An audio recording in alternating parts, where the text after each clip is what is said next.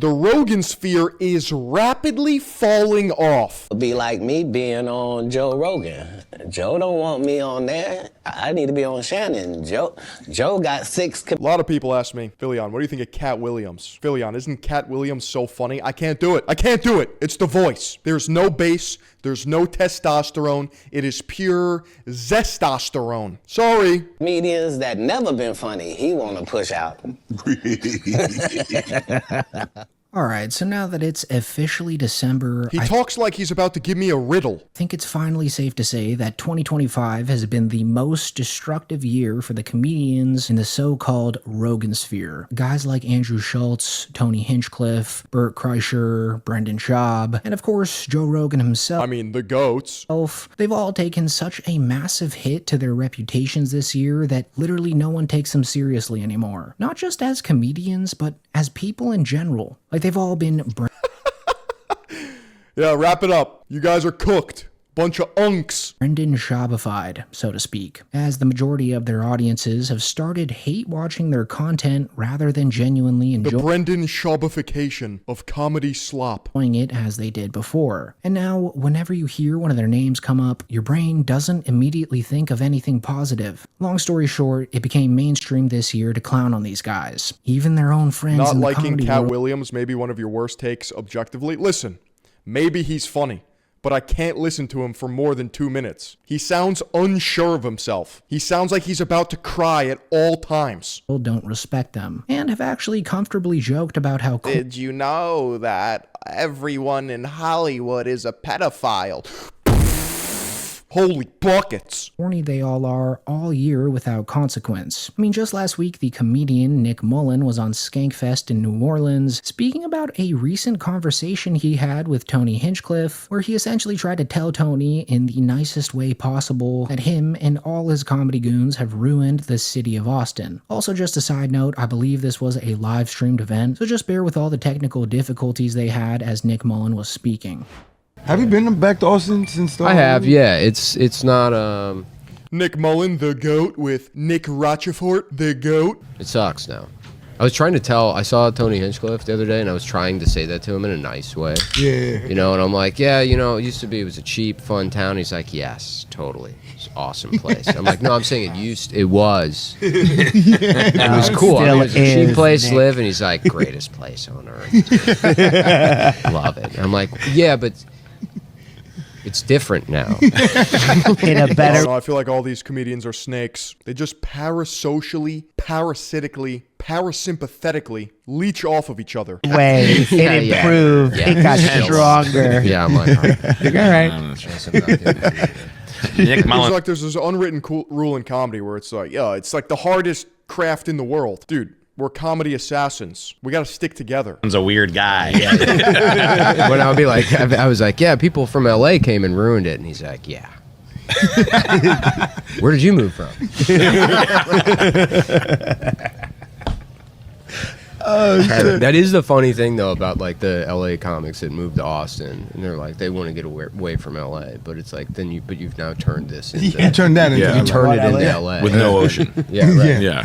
And demanding bums. So as you just heard there, Tony Hinchcliffe was completely oblivious to the fact that Nick Mullen was referring to him in that convo, which seems to perfectly encapsulate one of the reasons why people have begun bashing on these guys so much more recently. Like, it's one thing to platform some of the worst comedians alive, but what makes the whole thing so much worse is that they actually think that they're blessing the comedy world somehow, and that all the criticism they get is from people who are just jealous of their success.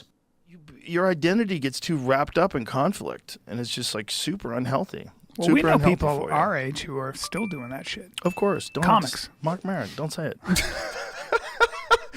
Why is everyone such a girl? I mean, I don't get it.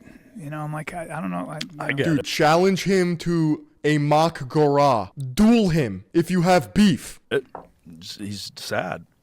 He's sad. He wants other people to hurt. That's what it is. It's just you not know? charitable. I'm getting blinded by Joe Rogan and this washed up grandpa's sheen on his forehead. It's Well, it's also, he's pathologically jealous. Like, sure, they're successful and their finances haven't taken a hit this year, but just because they capitalized on the lowest mouth-breathing section of society doesn't really make them the comedy gods that they think they are. That actually does. He who controls the masses controls the slop. It's almost like they all believe that their financial success correlates to their comedic ability, but it really doesn't. The only people that treat them like innovators are the same people who think yelling slurs is peak comedy. All the people who don't classify themselves as MMA Kill Tony superfans are just watching this whole ecosystem rot from the inside out. So as I said before, a lot of comedians have picked up on the overwhelming amount of clownery surrounding. They have penis cakes. Like I just, who are these people watching these podcasts? Surrounding the guys in the Rogan sphere, and in get a wife. Have kids. Get off the internet. Turn have started clowning them themselves. Stavros Halkias' podcast, for example, has become a haven for making fun of the Rogan sphere. Because if there's a funny joke to be said... Get it? It's a Greek statue, but it's fat. It will be said. And Stavros doesn't really save anyone from getting... Guys, it's self-awareness. He's fat. ...dunked on. I mean, just the other day, a guy who's friends with all the hacks in the Roganverse, Joe List, openly mocked Andrew Schultz and the really exaggerated fake laugh that he does on Flagrant, which was quite possibly the most accurate impression of the year. Well, there's certainly no shortage of white guys talking like black people. Yeah. That's true. That is true. You talking about Andrew Schultz? Podcasters.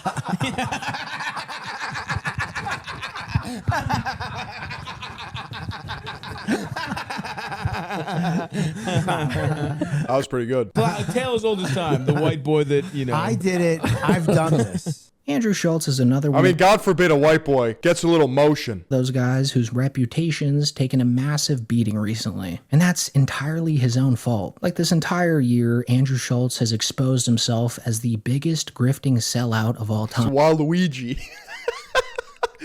Not only because I just can't believe that they put Akash through a humiliation ritual yesterday. Happily accepted blood money from the Saudi Arabian government in exchange for a heavily censored government-sanctioned comedy set in Saudi Arabia, but also because of the fact that he thinks of himself as a political journalist now, a title that he shamelessly gave himself in the New York Times interview he did a few months ago. Is that true? Which is pretty pathetic once you learn that he has absolutely no idea what he's talking about when it comes to politics. And really all he does is glaze Donald Trump to no end, which I guess kind of worked when Trump was running for president, but now that he's in office and is impacting hundreds of thousands of families across America by the day, the shtick has completely fallen TDS, Trump derangement syndrome, leftist, clocked. Flat. Like even Schultz's co-host Charlemagne the God had to step in to put a stop to the... Like, in order to make this video, think of how many podcast episodes one has to listen to keep up with all the intermingling gossip. That's like 15 hours a week of just straight podcasting. Meat riding just a couple weeks ago, when Schultz was saying how funny it was when Trump put out that AI-generated video of him dumping sewage on protesters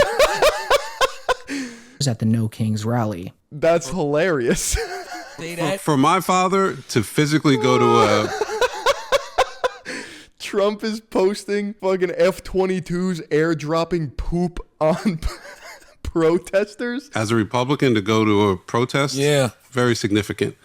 And the fact that then, you know, this guy releases a AI video of him shitting on people's heads. That shit was fire. Whatever. Yo, you know what's funny? We were talking shit about on my this, parents' head is not funny. but your dad wasn't in the video. Okay. Well, what are you talking about? Shit in your dad's head. That's not becoming of a president. You don't want that. None of it is becoming. It's garbage. Here's the problem. It's garbage. Here's the problem. Trump just got what? Got a thing where he's funny. It is what it is. We all acknowledge this. He is funny, so he gets away with shit that most people can't get away with because he's funny. But when I see the other politicians doing it, it just comes across so cringe. I don't think that they're getting the benefit. What are you talking He's about? very cringe. That's why the only one it works for is Gavin, because Gavin is actually letting people know I'm mimicking him. It's funny how Schultz has somehow landed himself in the position where he's grifting both to the rap community and to the Trump supporters at the same time. Like, that literally just describes him perfectly. And now that a lot of the comedy world has become aware of his two-faced nature, his reputation has fallen deep into the gutter. But hey, at least he's gonna milk this Akash Singh drama for all it's worth. Because this is... He's not acting here, by the way. Is the most attention that podcast has gotten since they interviewed Donald Trump. I mean, I guess they're releasing a podcast today where they're supposedly going to address the whole Jaslene thing, but you don't even have to watch that to know that it's going to be one big nothing burger. Let's just get right into it. Yeah. Yes. Which frat party should my daughter avoid in the near future? I have a 2-year-old daughter. Which frat party should she not go to? Shy should avoid Teak. Because they definitely... Why? Akash be like, my whore wife, my bitch wife. Oh, the old ball and chain. They make you pop that thing crazy or what? No, because they spike the drink. No way. Yeah, so they got kicked off of our campus. No for way. Doing that. Yeah. Oh, my Lord. Yeah. Poppin' pussy. Yeah, let's just get some definition. Okay. We're going to, any terms that you might need to know the actual meaning of, Alex is here to break it down. I thought it was just like dancing, getting dressed up, and maybe that was my mistake. Hey guys, please call my wife a whore, please. So I acknowledge that. Look at this. Big one. Yeah, the act of getting dressed up, looking fly as hell, wearing a minimum of 3-inch heels, preferably higher, and dancing your ass off Urban into the Dictionary wee hours of the morning. is That was made what by I a was white doing. man. Yeah, this is white people's definition of it. This is what you learn. White people be like, this is spicy. White people got no seasoning. White people got no swag. So that whole thing just stinks of the fact that they're probably going to joke about it. And Dude, a white guy made that. call everybody incels, and of course take Akash's side, which is actually pretty disappointing. Like Akash Singh has become the laughingstock of the internet, and it looks like he's gonna drag the Flagrant podcast down with him as well, because no matter what they say today, it won't take away from what everyone already thinks of Akash. And deep down, Akash is incredibly butthurt and sensitive about the whole thing too. You know what? I actually like Akash now. Because when people zig, we zag here at Third Eye Global, kick.com/Philion. He's just a generous guy. Yeah, the Flagrant podcast just seems like it won't ever be the same again, which could actually be the final blow to Schultz's reputation. Dude. The fact that there's still people making videos about these multi-millionaires being like, this might actually be the last straw. I don't know if they're ever going to recover from this. Trust me, they're going to be fine. Have you seen the average person? Oh, they'll actually do better than fine. The guy was already skating on thin ice before the whole... I think this millionaire, comedian, podcaster might go homeless. Akash thing blew up. I mean, if you've seen the Flagrant podcast subreddit recently, then you know that it's essentially just a hotspot for all Akash Singh related events. But even before that, it was becoming more of a snark page like the Fighter and the Kids subreddit. Oh, just like my Reddit. Got people straight gawking my shit, hitting it with the huck tuh. Cupping the balls, too. Please. And an actual page where the fans discuss the podcast. So if anyone's experiencing the Brendan Schaub effect the most, it's the I think Philion is falling off. Meanwhile, we just had the biggest month ever at Third Eye Global. But I'm gonna never let my ops know my next move. Guys, but if we're gonna keep mentioning Brendan Schaub, then I think it's only right to give a small update on his pretty depressing new life in Austin. Because it's almost been 5 months. These commenters are just farming, doubt they even believe what they say. All part of the ecosystem, that's right. You need more reactors to make this shit go nuclear. Since he made his move to Austin, and every day since then has gotten even more miserable than before. And now, in December of 2025, Brendan Schaub is essentially at the saddest point in his career as an entertainer, as he's basically just faded away into irrelevance. Like he's become such a nobody at this point that Joe Rogan is finally comfortable having him at the mothership. Like just the other week, he appeared as a guest on an episode of Story Wars, and it happened to be so boring that Dude, you're never gonna get me to feel bad for somebody wearing an $80,000 watch on their wrist. Trust me, the 6'4" UFC turned comedy assassin's gonna be just fine. Not even Podcast Cringe covered it, which says a whole lot. Like all Brendan Schaub did was laugh when everyone else laughed, and mimicked the hell out of Matt McCusker. The only clips worthy of sharing is when he went on to his podcast after and cackled at the idea that he had ever been banned from the mothership, even though Joe Rogan and even Brendan Schaub himself admitted that he was banned from the mothership way back when he was still cosplaying as a stand-up comedian. There's a lot of money in those bullshit headlines. Yeah, man. Like there was one on me. It was like Brendan Schaub banned from the mothership, and then I did a show there last Thursday. Like, well, not banned, but he can only do this one. Now he's banned again. Especially now, I like heard there was a rumor you were banned from the mothership? Was that the online rumor that you were hold on, banned from the mothership? Hey, can you imagine? Did Joe Rogan? That is a zesty ass pose. Second of all, I should never be able to see your ankles as another man. Ban you? Is that what I read on the internet? Hey guys, thanks so much for the edification. Yeah. I guess he was unbanned. Yeah. Yeah, banned. You were banned, huh? Can you imagine? Brendan Shaw apparently has been banned by Joe Rogan. Whatever we There has to are, be a standard. Someone there has to be a fucking standard. But that's like the same thing you'll see in my comments or maybe in yours on Reddit. Like, oh, why aren't you playing the mothership, Brendan? I don't deserve to be there. And me and Rogan have had this conversation. I'm not there yet. There's guys like you, like to me, and I'm not just saying Big J. Yeah, he's got to earn his stripes, kind of like a jiu-jitsu belt. Joe Rogan's got to bestow the ability for you to even perform there. Top 5 doing it right now. So, yeah. But so I shouldn't be there. I don't want to go there and get backlash. Like I want when they invite me to be a headliner, I'll know it's my time. All right, I don't want to recreate the Comedy Store for me. It has been a problem though, because there's a lot of people want to come, and some of them are just people are weird, like that want a headline, and that they He has not impressed the Khan of Austin. That's right. that you're not really a headliner. Like, what are you talking about? When he actually considered himself a stand-up comedian, he was not invited to the mothership. But now that his life is so irrelevant, it's pretty safe for him to go there. Because in reality, no one really cares about him anymore. And as insufferable as Kill Tony, Flagrant, and JRE have become, they at the very least can say that they're still pulling massive numbers. Brendan Schaub, on the other hand, has gotten so desperate at this point that fans are starting to think that he's resorted to scamming his own audience. I want to do a truck giveaway. What the fuck?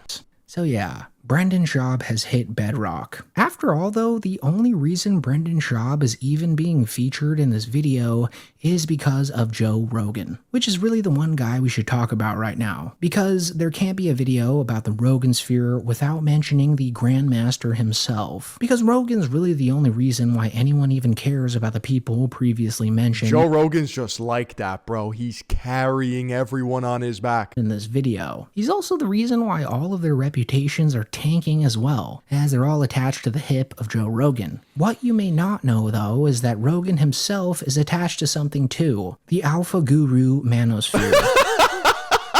Yo, this can't be real. This can't. Ben Shapiro, Jordan Peterson, David Goggins, Andrew Tristan Tate, Donald Trump. Dude, everyone's here. Which was a really popular wave in the early 2020s. But now that wave is thankfully over, people... That's a Patrick Bet David painting? Is it really? People just think of all of them as the biggest jokes of all time. And as a result, he's terrified whenever... Dude, I have that in my living room. ...one of his guests dare mention anything about the Rogan sphere or the Manosphere. Out there in the streets, you should see us. We tell everyone. Yeah, I didn't see Philion in there, so they're all a bunch of betas. I get my credits. I go from the Bonfire, Legion of Skanks, and most notably, the Rogan nose ring theory. Sphere. If you're a man, why do you have a nose ring? The manosphere is a real subject. Like, people believe that it's real. That there's this, like, coalition of men, like, trying to convert young boys into the evil ways of being a man. The manosphere. I think that's the same thing as the Rogan sphere. No, the manosphere, it's like there's... Manosphere's got to be the gayest title of all time. Dude, I have a manosphere tattoo on my calf. Levels to it. Wrong. Like Andrew Tate's the highest level of the manosphere. Right, of course. Right? That's top G of the manosphere. Of course. If you're like categorizing those things, the thing that you're most terrified of is a guy like Andrew Tate.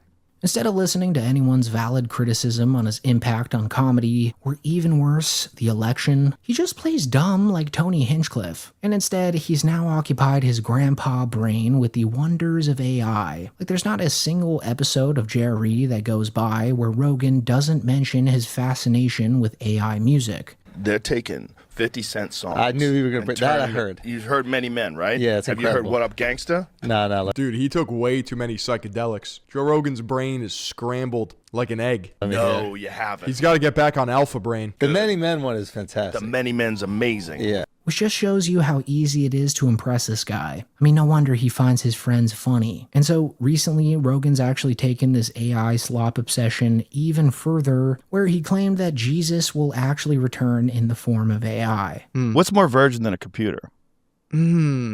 So if you're going to get the most brilliant, loving, powerful person that gives us advice and can show us how to live, to be in sync with God.